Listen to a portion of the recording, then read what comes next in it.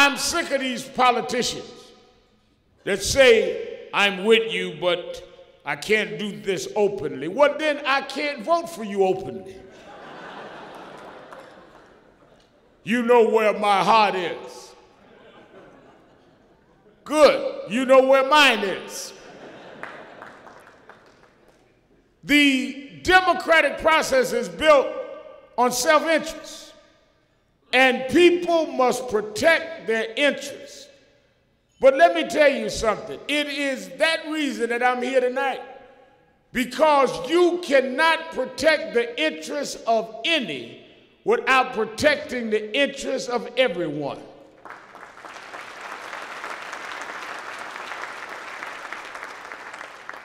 You cannot be a part-time civil rights activist. You cannot be for civil rights for African Americans and not be for civil rights for Muslims and Latinos and everybody else.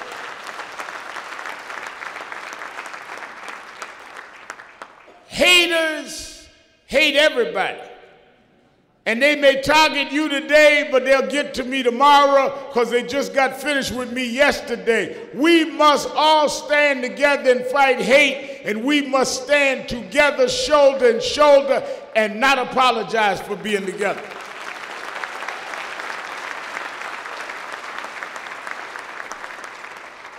The same haters that talk about burning Qurans were burning crosses on the lawns of blacks in the South.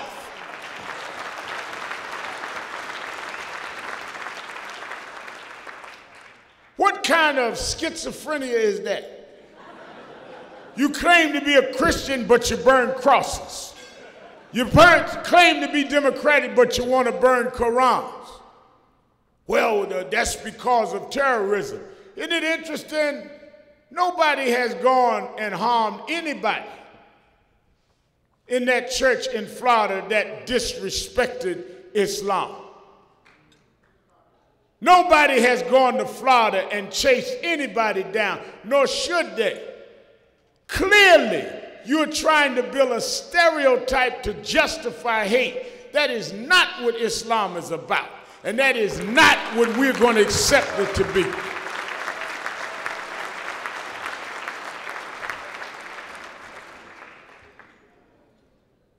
It was of an interesting story as I watched the recording tonight, the reporting of how now on Fridays they have Jumu'ah prayer in the Capitol at the Congress. But it should not be unusual if this country is to live up to what it says.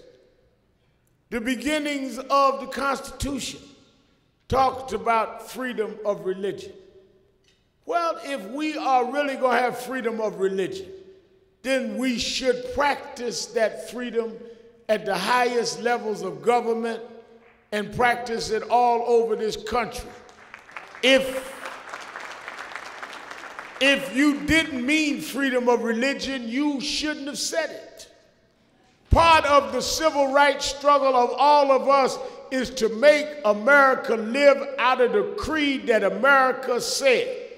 Even if we know that some didn't mean it, we meant it when we learned it, and we're going to make the country mean it and live up to it.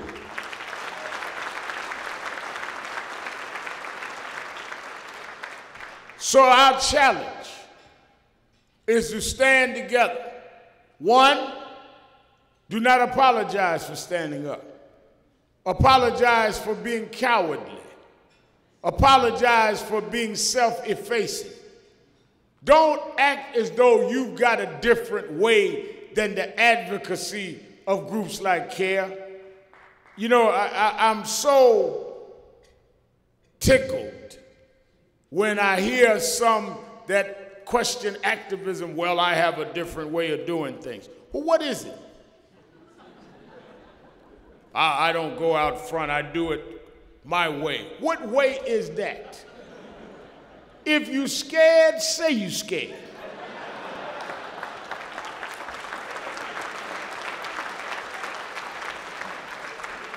Don't act like you got a strategy nobody else figured out. just say I'm scared and sit down and shut up and let those that are not afraid stand up and represent what's going to be best for your children.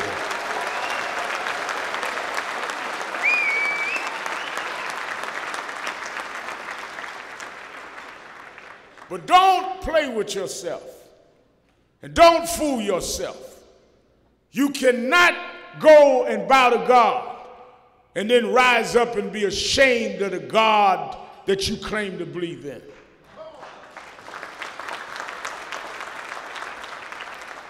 Don't make false witness. Either you believe something or you don't. Either you stand for something or you don't. And no matter how much they raise hate, no matter how much they have this venom in the spirit of the right wing, it is only a test to our beliefs as to who we are and what we are when any of us become the targets of their hate.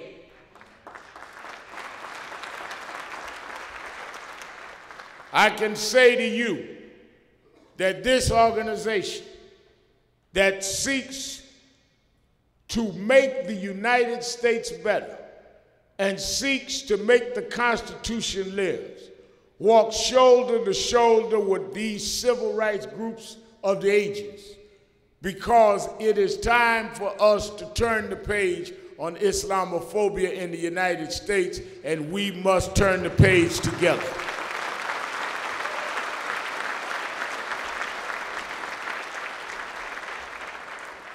We must be against racism. We must be against all forms of hate.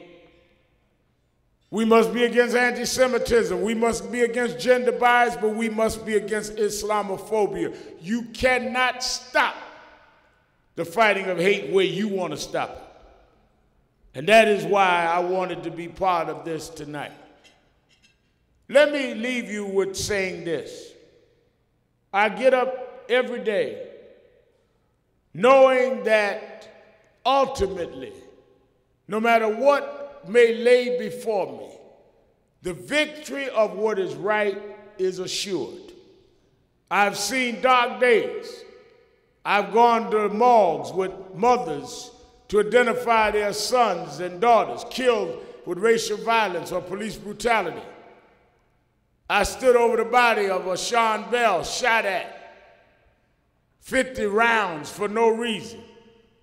I've marched in streets where they threw watermelons and bananas at us and called us the N-words. But the reason none of that gets me bitter or pessimistic is I've seen too many victories to not know in the end right is stronger than wrong. And if you stand up, history will vindicate you.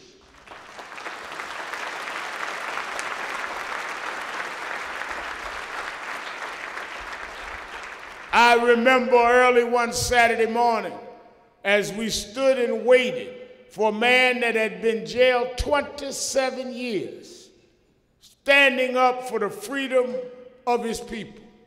16 of those years, it was against the law in the country of his birth to even put his name in the newspaper. But he sat in that cell. They offered all kinds of arrangements and all kinds of deals. He refused to do that. He said, this land must be for all, or I'll sit right here. And after 27 years, we thought over a quarter of a century of incarceration, when we saw him, he'd be broken down and he'd be crippled with the weight of time. But I will never forget that Saturday morning, Nelson Mandela walked out of jail erect with his shoulders back and his head high.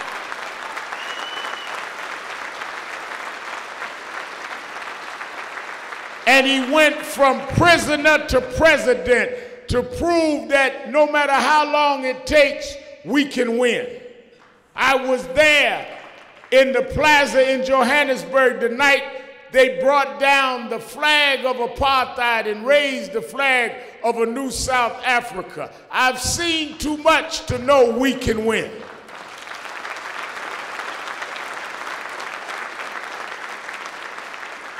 I I read going to school of how Abraham Lincoln signed the Emancipation Proclamation, and I lived to see John Roberts, a conservative justice, Chief Justice of the Supreme Court, in January 2009, walk in front of the Capitol holding the Bible of Abe Lincoln, and he stood there as a black man named Barack Obama put his hand on that Bible and become the 44th President of the United States. I've seen too much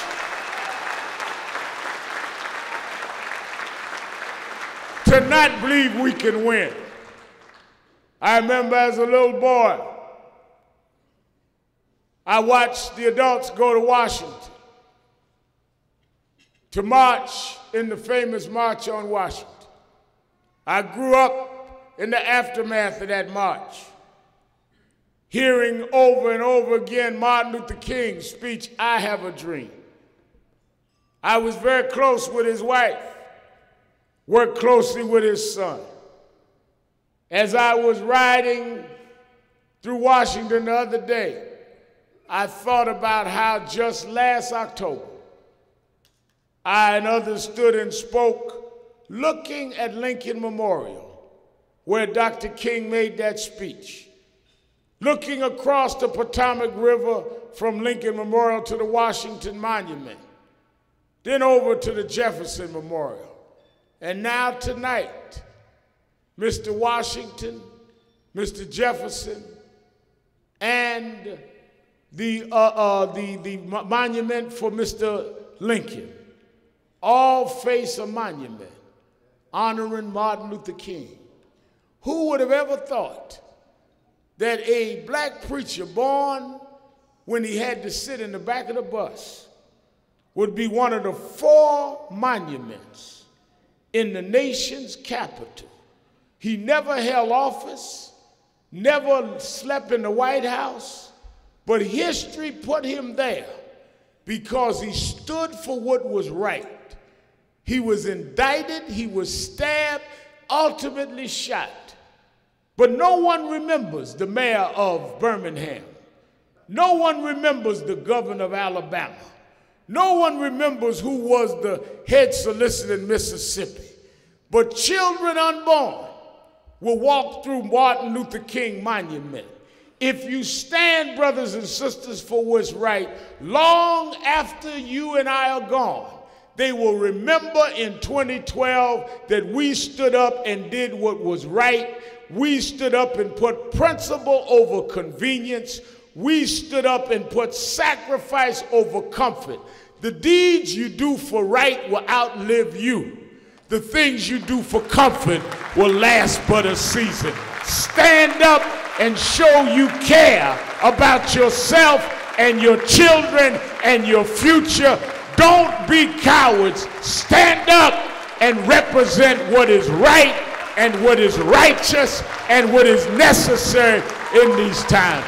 Thank you. Assalamu alaikum.